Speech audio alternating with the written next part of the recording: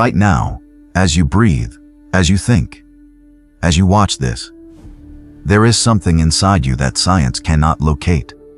It has no weight. It cannot be photographed. It does not appear on any scan. And yet, it is the only reason you are conscious of being you. We call it consciousness. Religions call it the soul. Philosophers have argued about it for 3,000 years without agreement. But in 1857, a French educator named Allan Kardec did something almost no one else in the modern era dared to do. He treated it as a question with an answer. He gathered evidence. He asked the same questions to dozens of independent witnesses. He compared their reports, and what he assembled across more than 1,000 pages was not a sermon, not a vision, not a confession of faith. It was a map of where consciousness goes when the body can no longer hold it. The gap science lived beyond. For most of the 20th century, science had a confident answer to the question of consciousness. It said, there isn't one. Consciousness, the standard view held, is an illusion produced by neurons. A side effect. When the brain dies, the experience ends. There is nothing else. It was a clean theory, elegant, and increasingly, the evidence will not let us hold it. In 1995, the philosopher David Chalmers gave the problem its modern name. He called it the hard problem of consciousness. The easy problems, and they are not easy at all, concern how the brain processes information, how it stores memory, how it recognizes a face. These are difficult, but they are mechanical. They will, in time, be solved. The hard problem is different. Why is there an experience at all? Why does electrochemistry feel like anything? Why does a 3-pound organ, made of the same atoms as a stone, generate the inner sensation of being alive? There is no equation in physics that produces feeling. There is no chemical reaction that produces awareness. And no one, no neuroscientist, no philosopher, no theorist, has ever explained why subjective experience exists at all. In 2001, the medical journal The Lancet, one of the most respected publications in medicine, published a study that should have been treated as a scientific earthquake. The lead author was a Dutch cardiologist named Pim van Lommel. For years, he and his team had been interviewing 344 patients who had been clinically dead. Hearts stopped, no breathing, no measurable brain activity, and who had then been revived. 18% of them came back with detailed, coherent memories. Some described watching the resuscitation from above the table. Some described conversations from other rooms they could not have heard. Some returned with information they did not have before they flatlined. These were not the testimony of mystics. They were ordinary cardiac patients in Dutch hospitals. The numbers were too large to dismiss, the details too specific to attribute to oxygen deprivation. Van Lommel concluded the paper with a sentence that, in a different century, would have shaken the foundations of materialism. Consciousness can be experienced independently of the body. Most of his colleagues quietly looked away, because if he is right, if consciousness can exist when the brain is no longer producing it, then there is somewhere it goes when the body fails. A French educator had been describing that place for nearly 150 years. The method of Allan Kardec. Allan Kardec was not a mystic. He was born Hippolyte Léon Denisard Reveil in Lyon, France, in 1804. He studied under the legendary Swiss educator Pestalozzi at the Institute of Yverdon. He became a respected professor of mathematics, physics, and astronomy. He wrote school textbooks that were used across France. He was, in every sense, a man of the Enlightenment. A man who believed that any phenomenon, no matter how unfamiliar, could be studied if you applied the right method. In the 1850s, a peculiar phenomenon swept across Europe and America. tables that seemed to move on their own, pencils that wrote without a hand guiding them, ordinary people in ordinary rooms, claiming to communicate with the dead. Most scientists refused to look. They assumed it was either fraud or hysteria, and they had no interest in dignifying it with their attention. Kardec did the opposite. He went to the seances, he observed, he took notes, and then he applied something almost no one else applied to spiritual phenomena: a comparative method.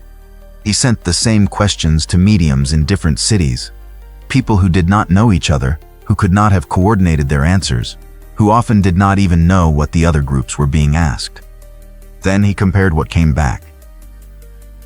He expected contradictions. He expected nonsense. He expected, frankly, to expose the entire phenomenon as self-deception.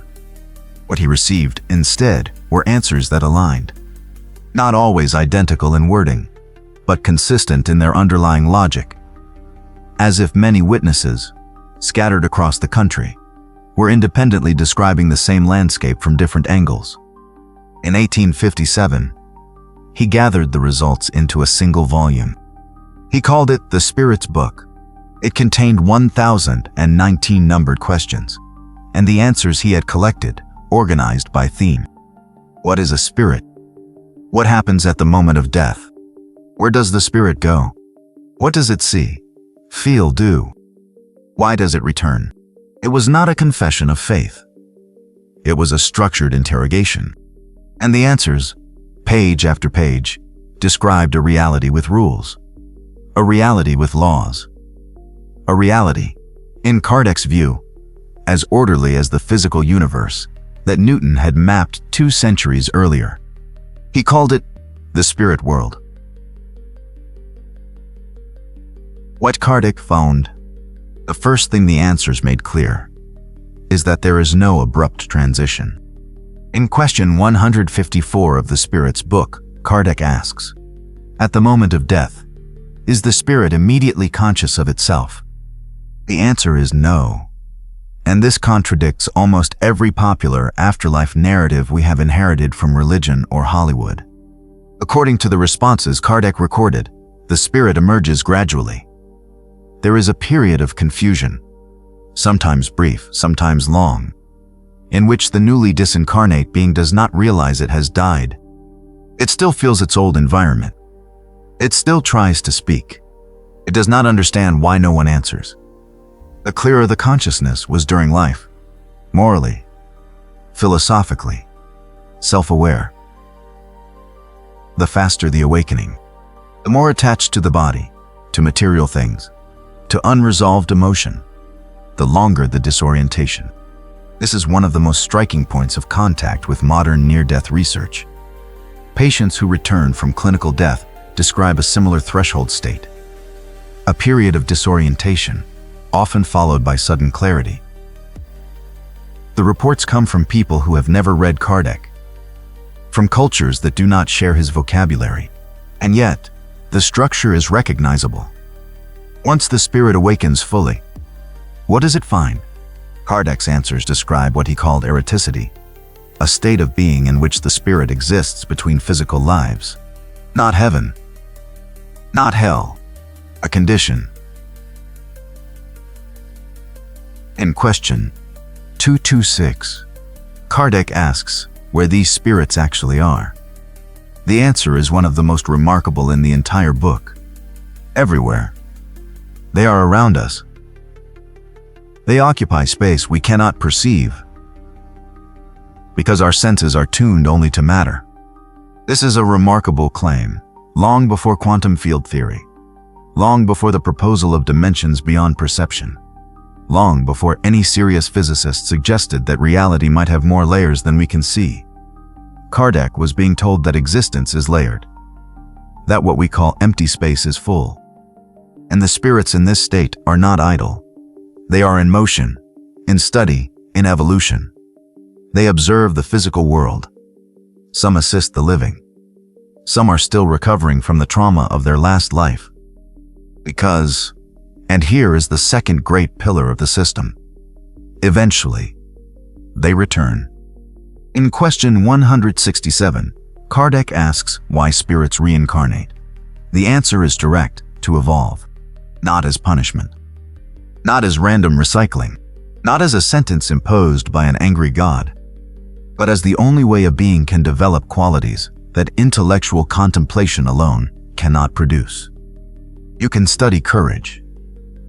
You cannot acquire it without facing something that frightens you. You can read about compassion. You cannot become compassionate without encountering suffering, your own or someone else's. You can theorize about humility. You cannot embody it without falling. The physical life, in Kardec's framework, is not the main event. It is the workshop. The spirit world is where the work is reviewed, integrated, and the next chapter is planned. Where one realizes what was understood, what was avoided, and what still needs to be lived through. The modern evidence. For nearly a century, all of this could be dismissed as a beautiful theory built on seance reports. And then, in 1961, a Canadian-American psychiatrist named Ian Stevenson took a position at the University of Virginia, where he founded the Division of Perceptual Studies. Stevenson was a serious scientist, trained at McGill, head of the Department of Psychiatry, published in major medical journals throughout his career, and he became fascinated by a phenomenon that mainstream psychology refused to investigate. Children, often between the ages of 2 and 6, who spoke spontaneously and in detail about lives they claimed to have lived before. Over 4 decades, Stevenson and his team documented more than 2,500 cases. They traveled to the children's homes in India, in Lebanon, in Burma, in the United States. They recorded the children's statements before any verification.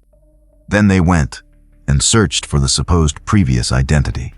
In hundreds of cases, the person the child described had actually existed. The names matched. The places matched. The cause of death matched.